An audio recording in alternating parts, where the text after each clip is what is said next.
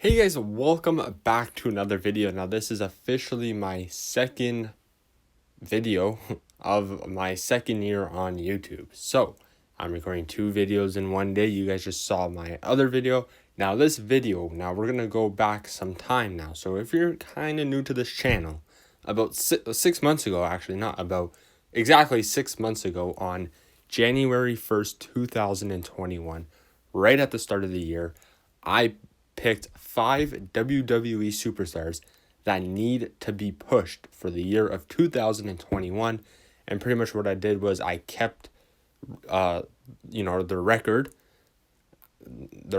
title reign, and I pretty much just graded. Now this is the mid-year review. So I'm going to make another video at the end of the year, which is on December 31st. I'll make their final year in review, and then I'll pick another 5 superstars for the start of the year. So this is the mid-year review. So the 5 superstars I picked, if you are new, or if you didn't watch that video, or you forget because it's been 6 months, I picked 5 superstars: Drew Gulak, John Morrison, Bianca Belair, Liv Morgan, and Buddy Murphy. Now, that one didn't go too good. So let's start with Drew Gulak. So Drew Gulak, not too good. As you guys could see, his stats, his mid-year review stats: 0 wins, 5 losses, and he went 0-5. He's 0-5. That's his current record. I'm not counting main event nor the 24/7 title. I should have mentioned that to start. This is just strictly Raw, SmackDown, or pay-per-views. No pre-shows as well. I don't watch pre-shows. Drew Gulak is 0-5. No title reigns. I graded that a D-. Just absolutely terrible. He was in a storyline. He was in a storyline with Angel Garza, which lasted about 2 or 3 weeks, and pretty much the storyline just revolved roses and shoving it up, you know what. And that's pretty much Drew Gulak. Let's move on to number 4. John Morrison, it was number 4. Now this one is an interesting one. John Morrison returned in WWE, obviously in the worst possible way. They spoiled it for us. And he paired with The Miz again. And here we are. John Morrison has been used like a joke so far in WWE. He has 5 wins, 10 losses, and he recently just drawed on Monday Night Raw to Ricochet. And what an absolutely match. No title reigns. I graded him a C+. Now, at the start of the year, John Morrison was losing match after match after match after match. I'm not even going to lie to you. About a month ago, that record was 2-10-0. So he's won 3 wins. Obviously, he qualified for the Money in the Bank. He's been racking up a couple wins. He just drew to Ricochet. So he is progressively, getting better. But John Morrison is so underrated. This man deserves a U.S. title shot. That's all I'm going to say. I hope, The Miz and John Morrison break up. I think that was the direction they were heading to. And then, obviously, The Miz got his injury. And now they, kind of went away with that storyline. But I hope they bring it back, and then John Morrison turns face and then goes on a singles run to end the year. I hope I see the United States champion for a title reign when I come back December 31st. Now let's move on to number 3.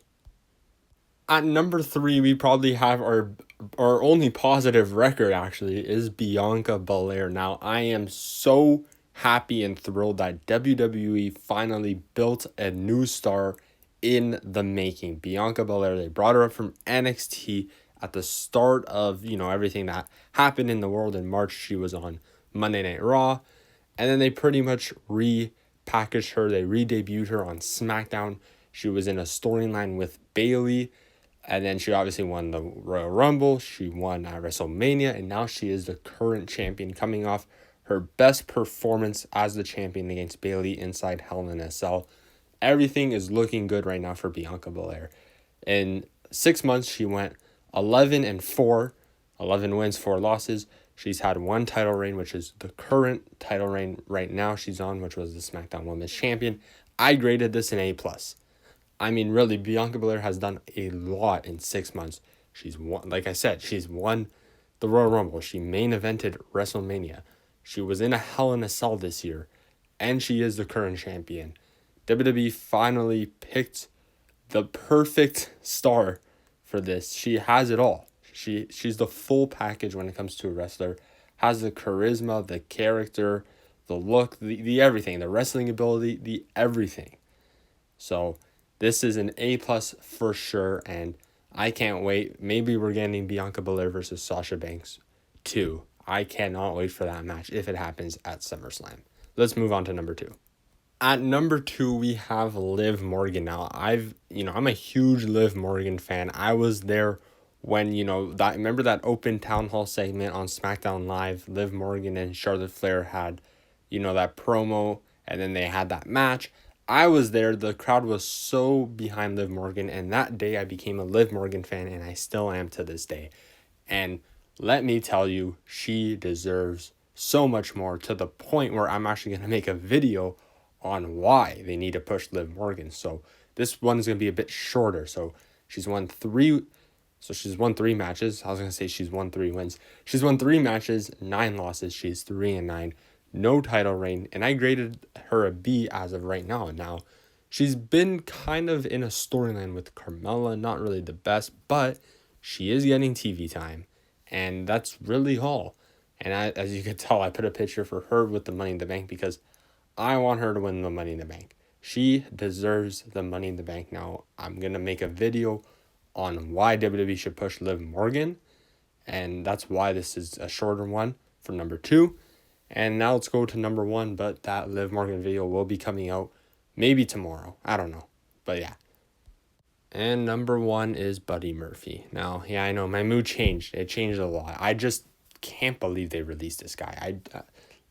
I just can't believe. He was in a storyline with Seth Rollins, Rey Mysterio for pretty much the whole year of 2020.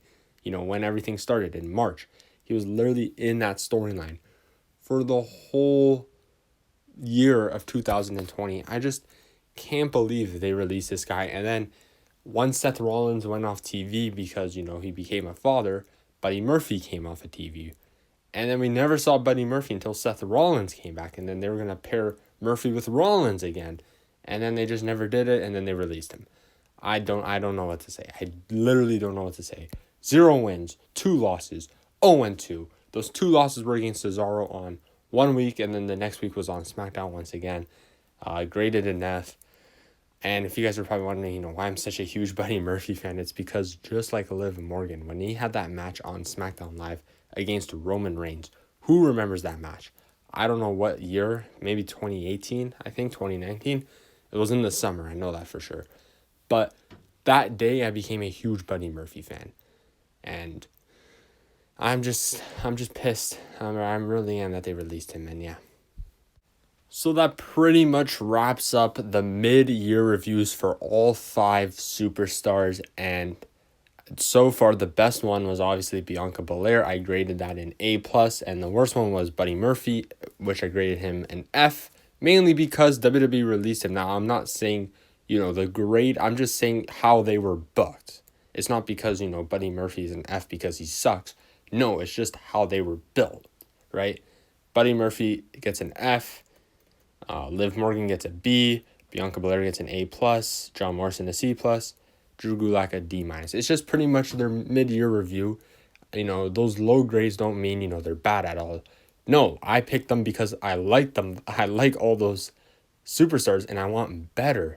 It's just how WWE book them throughout the year, and that's where their booking is, I think, right now. So we'll come back to this video at the end of the year, which is December 31st, obviously, for their full year review, or just their year-end review, and then we'll pick another 5 superstars on January 1st, and I just like to do this every year because there's a lot of superstars that deserve more, that don't get the opportunity to showcase their talents. And that's why I picked these 5 superstars.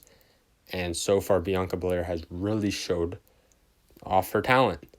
And I only got to thank WWE for that. So yeah, I'll see you guys in my next video. And cheers off to another great year on YouTube. Sounds like it's the start of the new year. It's just my second year on YouTube. So peace.